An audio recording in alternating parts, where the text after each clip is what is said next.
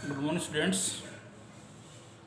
Today we are going to start the next chapter, next unit, force and laws of motion. First chapter आपका complete हो गया है. Second chapter जो है, unit second आपका है force and laws of motion. ठीक है. First of all the topic is force. Basic बात आपकी पढ़ी होगी आपने फोर्स के बारे में.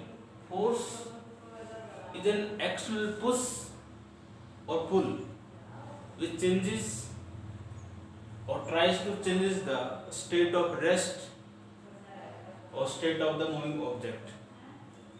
ठीक है. Force may be defined as the push or pull which changes or tries to changes the state of rest or uniform motion of an object. सीधी सी बात यही है इसके अंदर. फोर्स जो होता है एक एक्सटर्नल पुश और pull on an object which changes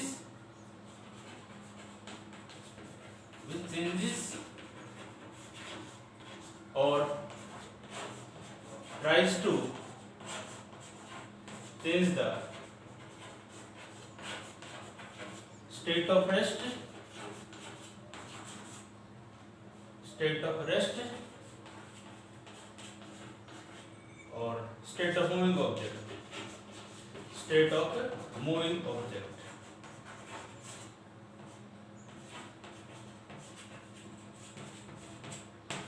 ठीक है. फोर्स एक प्रकार से एक एक्सटर्नल पुश और पुल के फॉर्म में आपका होता है. ठीक है. जिसके द्वारा किसी बॉडी की पोजीशन को हम चेंज कर सकते हैं या करने की कोशिश, उसकी पोजीशन को चेंज उसी पोजीशन को चेंज उसी ऑब्जेक्ट की पोजीशन को चेंज करने की कोशिश हम कर सकते हैं. कैसे? इसका मतलब क्या हुआ? जैसे एक मूविंग ऑब्जेक्ट को हम स्टॉप कर सकते हैं या उसको रोकने की कोशिश कर सकते हैं. बॉल हमने थ्रो किया, आपने कैच कर लिया रोक की फोर्स के द्वारा. एक हैवी ऑब्जेक्ट, हैवी स्टोन पत्थर को थ्रो किया, ऊपर से हमने इसको मान लो स्लाइड कर दिया, तो वो आपसे नहीं रुकेगा, पर हम उसको रोकने की कोशिश कर सकते हैं, तो वो एक फोर्स ही होगा. ठीक है. सिंपली एक्सटर्नल पुश और pull on object is called force. Next इसमें हम पढ़ते हैं effect of force. Effect of force. Force की इफेक्ट क्या है? फोर्स के द्वारा force can change the shape or size of an object. Force के द्वारा किसी ऑब्जेक्ट की शेप और साइज को हम चेंज कर सकते हैं. और tries to change, you can say that. Force can stop moving object. Force can stop a moving body. एक moving body को हम stop कर सकते हैं. Force can change the direction of motion of body. Force can change the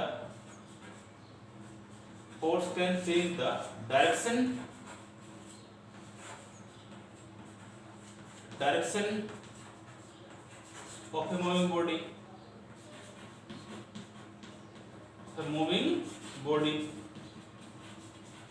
force के द्वारा हम किसी बॉडी की डायरेक्शन को चेंज कर सकते हैं. ऐसे व्हीकल ऐसे मूव कर रहा है, हम उसको ऐसे टर्न करने हैं मान लो, तो क्या करोगे? हैंडल जो है उसको आप घुमा दोगे, तो एक फोर्स ही हुआ जिसके द्वारा उस ऑब्जेक्ट की डायरेक्शन क्या होगी आपकी, बदल सकती है. ये फोर्स है. Force can stationary object. Force can change the stationary object. Force can stop a moving object. Force can change the shape or size of an object. ठीक है. force can change the shape, size of an object. ठीक है, effects of force है, force के द्वारा किसी object को, जैसे कोई मान लो बैलून है, गुब्बारा है, उसको आप कंप्रेस करोगे, दबाओगे तो उसकी शेप क्या होगी, बदल जाएगी। स्प्रिंग है, उसको आप ऐसे फोर्स अप्लाई करोगे तो उसका साइज क्या होगा, कम हो जाएगा। तो साइज आपका चेंज हो सकता है। स्ट्रोक, एक मूविंग ऑब्जेक्ट, एक व्हीकल मान लो मूव कर रहा है, ब्रेक अप्लाई कर दो, रुक जाएगा। ब्रेक अप्लाई करना क्या, फोर्स ही लग रहा है। ठीक है, मैंने इसके इफेक्ट्स आपको बताई फोर्स की। ठीक है, नेक्स्ट इसके अंदर आता है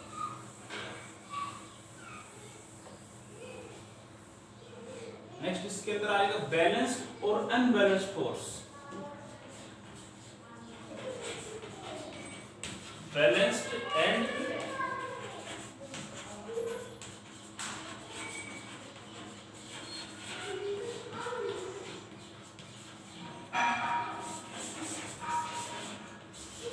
balanced and unbalanced force.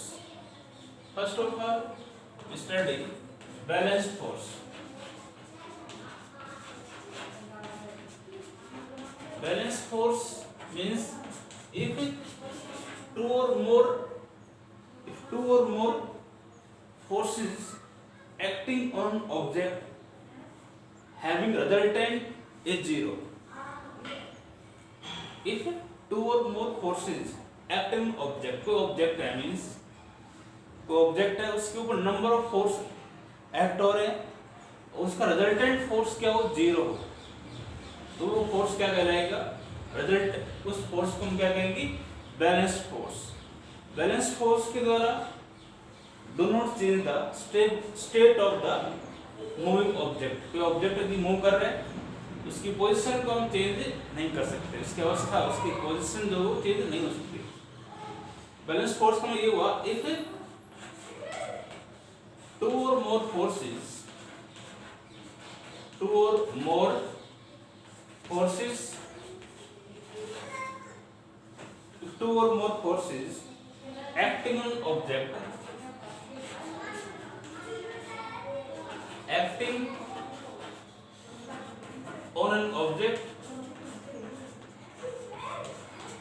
acting on object having resultant force.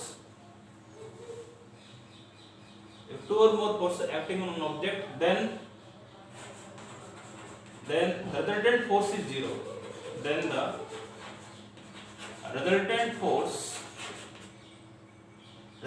of the forces is zero. Resultant of forces is zero, known as, उसको हम क्या कहेंगे, known as balanced force। उसको हम क्या कहेंगे, बैलेंस फोर्स कहेंगे। यदि आपके दो इससे अधिक फोर्स जो है किसी ऑब्जेक्ट पे लग रहे हो और उसका रिजल्टेंट फोर्स क्या हो, जीरो हो। दिस इज फॉर दैट कि कोई ऑब्जेक्ट है, इधर आपका 50 न्यूटन फोर्स लग रहा है,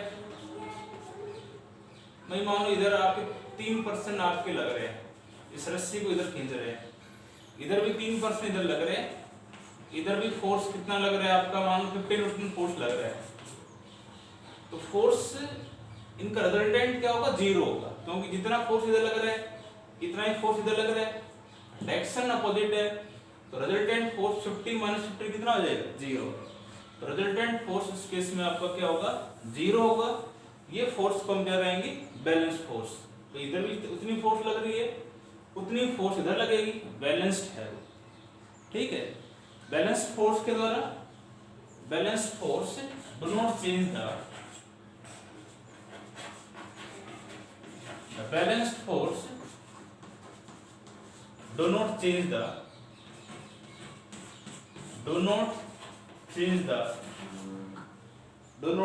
the state of the moving object. Do not change the state of the moving object.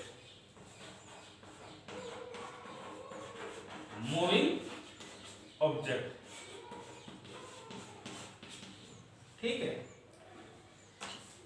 अब बात आती है अनबैलेंस फोर्स की। अनबैलेंस फोर्स क्या होगा, उल्टा हो जाएगा इसका just. Unbalance force, unbalanced force if the resultant of the forces acting on object is not zero। resultant force जो है वो आपका जीरो यदि नहीं है, when the resultant force, when the resultant of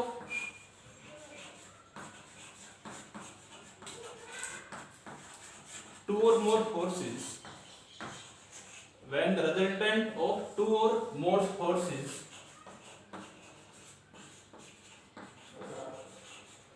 acting on object, acting on an object is not zero, is not zero। Resultant force आपका zero नहीं हो, वही बात है। एक ऑब्जेक्ट यहाँ पे है, यहाँ पे आपका फोर्स लग रहा है 50 न्यूटन, इधर लग रहा है 40 न्यूटन। रिजल्टेंट फोर्स आपका जीरो नहीं होगा, अलग अलग फोर्स है।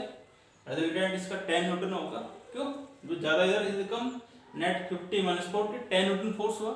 रिजल्टेंट फोर्स जीरो नहीं हुआ ना, मीन्स वो उस फोर्स को हम क्या कहेंगे, रिजल्टेंट फोर्स यदि जीरो नहीं होगा उस फोर्स को कहेंगे हम अनबैलेंस्ड फोर्स। अनबैलेंस्ड फोर्स के द्वारा किसी भी ऑब्जेक्ट की स्टेट चेंज हो सकती है, ठीक है। The unbalanced force can change the, इसमें और लिख सकते हो आप, the unbalanced force can change the unbalanced force can change the state of moving object, state of moving object, moving object, ये आपका है, ठीक है। नेक्स्ट टॉपिक की बात करते हैं, तो वो आता है जिसके अंदर इनर्शिया आएगा, इसके अंदर इनर्शिया। नेक्स्ट इसके अंदर हम स्टडी कर रहे हैं इनर्शिया।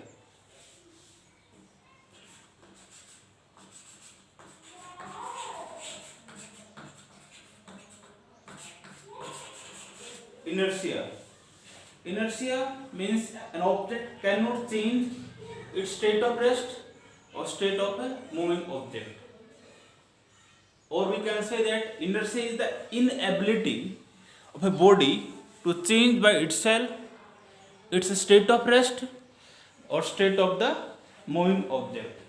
मतलब inertia according to that किसी ऑब्जेक्ट की मोशन, यदि किसी ऑब्जेक्ट, कोई ऑब्जेक्ट है मानो रेस्ट के अंदर है, तो कंटिन्यू वो रेस्ट में रहेगा, उसकी पोजीशन अपने आप चेंज नहीं हो सकती। और यदि कोई ऑब्जेक्ट आपका मोशन के अंदर है तो कंटिन्यू वो ऑब्जेक्ट आपको मोशन में ही रहना चाहेगा, ठीक है। Inertia is the an object can not change its state of rest or uniform motion in straight line itself, ठीक है। मैं इसको ऐसे लिख सकता हूँ, inertia is the inability, inertia is the inability of a body, inertia is the inability of body to change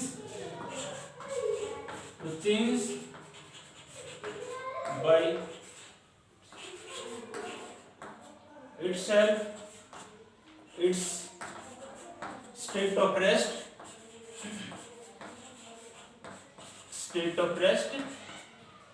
और state of moving object और स्टेट ऑफ मूविंग ऑब्जेक्ट।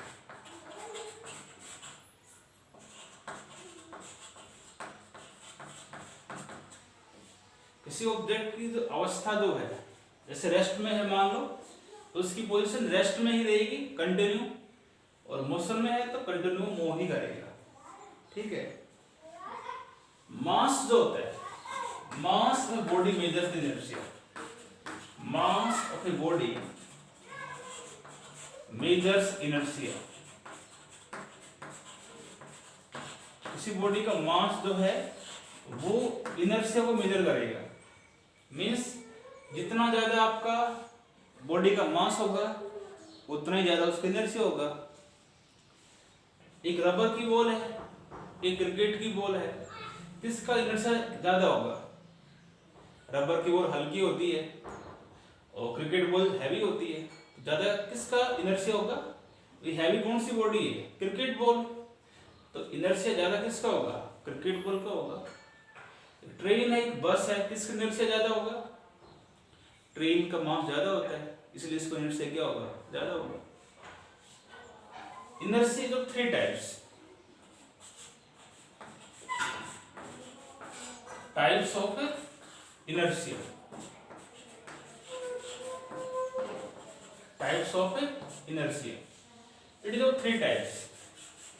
एक होता है इनर्शिया ऑफ रेस्ट, एक होता है इनर्शिया ऑफ मोशन और एक होता है इनर्शिया ऑफ डायरेक्शन। फर्स्ट इसके अंदर हम स्टडी कर रहे हैं inertia of rest. Inertia of rest. It is the inability body to change by itself its state of rest. It is the inability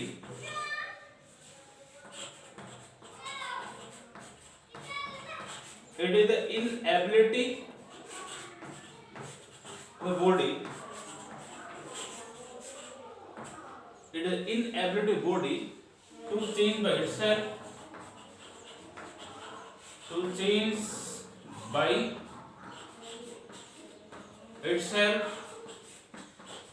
its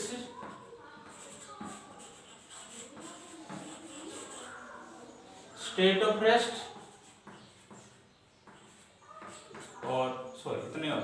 its state of rest means body की अवस्था जो है, यदि आपकी rest में है तो body आपकी कंटिन्यू जो हो रेस्ट में रहेगी, अपने आप इसकी पोजीशन चेंज नहीं होती। इसका मतलब this means body at rest remains at rest. Body यदि आप रेस्ट में है तो कंटिन्यू रेस्ट में ही रहेगी आपकी, ये होता है इनर्शिया ऑफ रेस्ट। मोशन में क्या होगा? बॉडी की पोजीशन मोशन में है तो कंटिन्यू क्या होगी? वो मोशन में रहेगी, अपने आप उसकी पोजीशन चेंज नहीं हो सकती। इससे एग्जांपल्स आपके काफी आपने देखा होगा, एग्जांपल्स में बता रहा हूं इसकी। आपने देखा होगा जब एक बस आपकी रुकी हुई है, खड़ी है, सपोज दैट, और ड्राइवर जैसे बस सडनली उसको चलाता है तो पैसेंजर्स जो उसमें जो होते हैं उनको एक झटका सा लगता है, वो आगे पीछे की तरफ जाते हैं। यदि बस आपकी बस जो है वो रेस्ट के अंदर है, जैसे ही जो है बस ड्राइवर अचानक चलाता है, पैसेंजर्स जो है वो किधर गिरते हैं? Fall backward. एक झटका सा लगता है उनको पीछे की तरफ। वो किसके कारण लगता है? Inertia of rest. क्योंकि lower part of the passengers are in contact with the bus. नीचे का जो हिस्सा होता है, पैर जो होते हैं, वो बस के कॉन्टेक्ट में होते हैं। तो जैसे बस स्टार्ट होती है तो नीचे का पार्ट आपका मोशन में हो जाता है, upper part of the body remains at rest due to inertia of rest. That's why the person fall in backward direction. ठीक है ना, कह सकते हो। तो जैसे ही एक बस आपकी अचानक चलती है तो ड्राइवर जो पैसेंजर्स उसमें जो बैठे होते हैं वो पीछे की तरफ एक झटका सा उनको लगता है, एक इनर्शिया ऑफ रेस्ट के कारण ही होता है। क्योंकि लोअर पार्ट जो होता है पैसेंजर्स का वो बस के रिस्पेक्ट में आपका होता है। तो जैसे ही बस आपकी मोशन में आती है, नीचे का पार्ट आपका मोशन हो जाता है, upper part of body remains at rest. That's why. और भी एग्जांपल है, जैसे कोई आपका ग्लास आपको दिया हुआ है, एक ग्लास है मान लो, और इसके ऊपर एक कार्डबोर्ड रखा हुआ है, इस पे एक कॉइन सिक्का रखा हुआ है। जैसे इस कार्डबोर्ड को आप ऐसे स्ट्राइक करोगे ना तो ये सिक्का इसमें यहीं गिर जाता है। क्यों? क्योंकि जैसे इसको आप स्ट्राइक कर रहे हो ये तो मोशन में आ जाएगा, आगे निकल जाएगा, और सिक्का जो है, कॉइन जो है वो रेस्ट में है, उसकी पोजीशन रेस्ट में रहेगी, इसलिए वो यहाँ गिर जाता है ड्यू टू इनर्शिया और रेस्ट के कारण।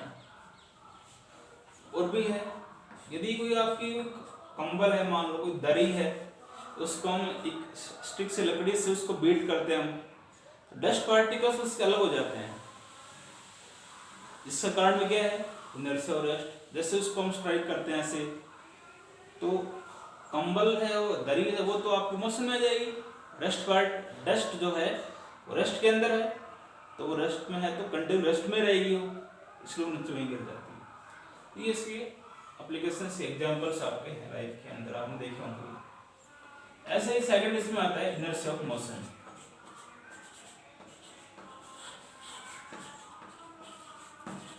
Inertia of motion,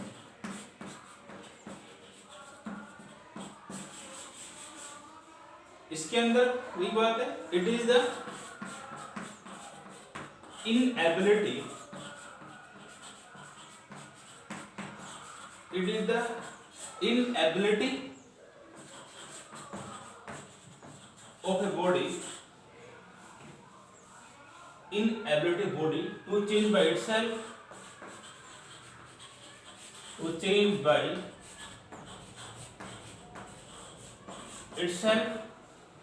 its state of uniform motion, its state of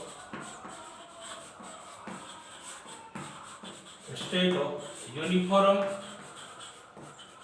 motion। इसका मतलब ये हुआ, this means body remains in motion, continuing motion when no external force is acting on this। इसका मतलब ये लिखा मैंने, it is the inability of body to change by itself its state of uniform motion। एक body जो है यदि motion में है तो कंटिन्यू वो आपकी मोशन में ही रहेगी, अपने आप वो रेस्ट में आपकी नहीं आती है। इस केस के एग्जांपल भी आपने पढ़े होंगे, देखे होंगे लाइफ के अंदर। जैसे इस केस में एक मूविंग बस है, मूविंग बस को हम स्टॉप करते हैं, मूविंग बस से स्टॉप से सडनली, तो पैसेंजर्स जो होते हैं ना, वो पर्सनल किधर करेंगे इस केस में? फॉल फॉरवर्ड डायरेक्शन, किधर जाएंगे वो? आगे की तरफ गिरते हैं इस केस में।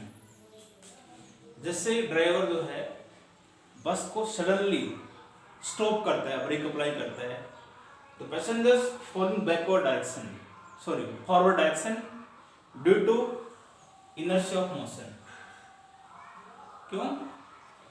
जैसे बस आपकी मोशन के अंदर होती है तो lower part with respect to bus, और नीचे का पार्ट इस केस में आपका रेस्ट में होता है, ठीक है। अपर पार्ट जो है वो आपका मोशन के अंदर होता है, तो उस केस के अंदर पर्सन आगे की तरफ आपका जाएगा। वो भी देखा होगा आपने, जैसे मूविंग बस से आप, बस थोड़ी स्पीड कम है उससे हम नीचे उतर रहे हैं मान लो, तो उस केस में क्या होगा? जैसे एक पर्सन मान लो बस से उतर रहा है नीचे, तो यदि वहीं पे रुक जाता है एक पोजीशन के अंदर तो गिरता है आगे की तरफ, इसका कारण यही है। तो जैसे ही हमारी पोजीशन विद रिस्पेक्ट टू बस मोशन के अंदर थी और हम रेस्ट में आ रहे हैं, तो क्या होगा? गिरेंगे सीधी सी बात, ठीक है। ये इसकी एग्जांपल्स आपने पढ़े इसकी इनर्शिया ऑफ मोशन। और भी एग्जांपल देखे होंगे लाइफ में, जैसे आपने एक पर्सन दौड़ के आता है और एक जंप लगाता है, तो जैसे उसकी मोशन थी पहले, उस ऑब्जेक्ट की पोजीशन मोशन के अंदर थी तो मोशन में रहना चाहेगा, इसलिए वो थोड़ा आगे की तरफ जाता है जंप करने के बाद भी, due to the inertia of motion. Third आता है इसके अंदर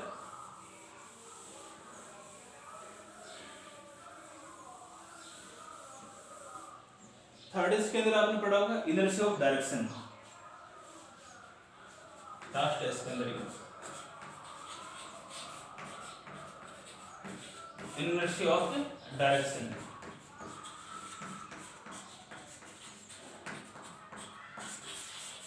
इनर्शिया ऑफ डायरेक्शन, इसमें क्या कह सकते हो? इट इज द, वही चीज इसमें, it is the inability, it is the inability और फिर body to change by itself, its direction of motion,